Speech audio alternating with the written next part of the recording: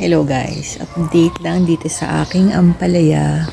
Nakakatuwa siya oh. Hindi ko na matandaan kung kailan ko ito tinanim. Parang recently lang. Pero tinan mo yung bunga niya oh. Lumalaki na siya. Ang bilis lang pala nitong mamunga.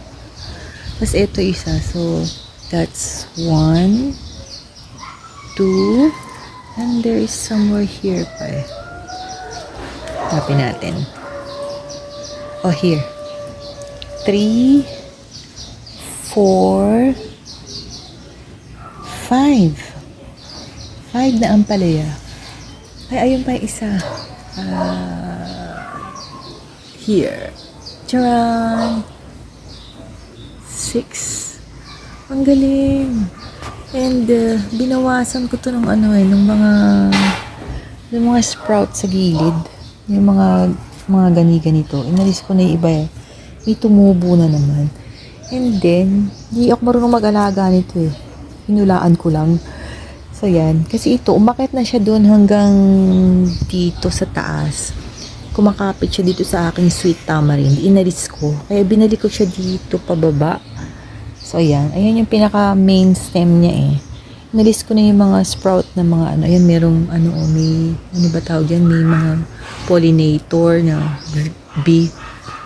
Nagtago siya.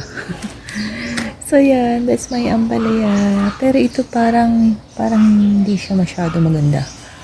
But anyway, so, that's my ampalaya.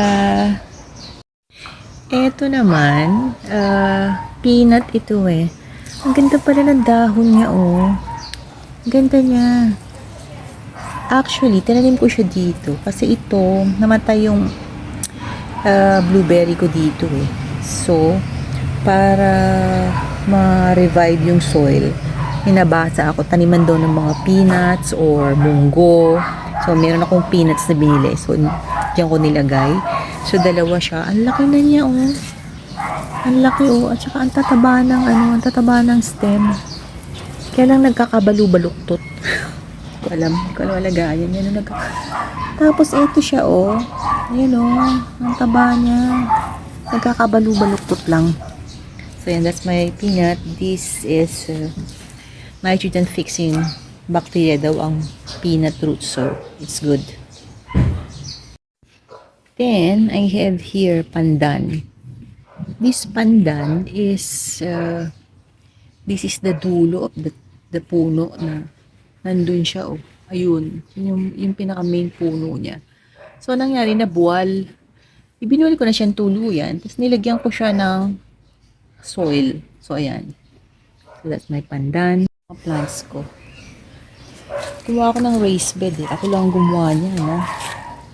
Grabe, ang bibigat ng mga hollow blocks. And then, nagbuhat ako ng lupa para ilagay dito. So, ayan. So, I have bell pepper. Ito, mga bell pepper ito. Ito, asparagus to eh. So, ayan. Kasi, kaya ako gumawa ng raised bed.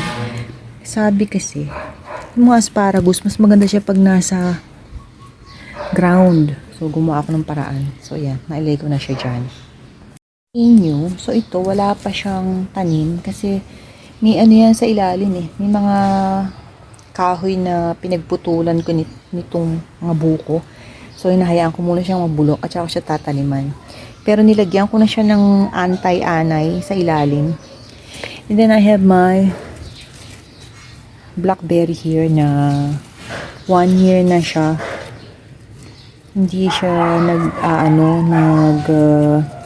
bubunga. So, ginawa ko, inalas ko siya sa pot. Tapos, nilagay ko dito. So, ito. Ayan. Ito naman, persimmon to eh. Ewan ko ba, hindi na siya nagdahon. Ayun yung mga bago tanim kong talbos ng kamote. Ayan, gagawin ko siyang talbusan. Here naman is my purple kamote. So, again, nakita rin ako sa mga social media na pag nilagay mo sa sako, hindi ka mahirapan ng maghukay-hukay ng kamote. So, ganyan na ginawa ko. Nilagyan ko siya sa sako na maliliit. Ayan. Kailan ko lang to tinanim eh, pero ang laki na niya. Oh, ang lalaki ng dahon. Purple to eh. So, ayan. Ang lalaki ng dahon niya oh. Kailang nabubuwal. Hindi ko nga alam kung saan ko papagapangin. Hahayaan ko naman siyang ganyan. Yan. tinap ko lang yung pinakadulo para magsanga. Yung tinap ko naman, ayan, dami niyan sanga, oh. Dami, oh. That's my purple kamote in sako. I got here mustasa seedling. Lilipat ko to later on. Maliliit pa eh.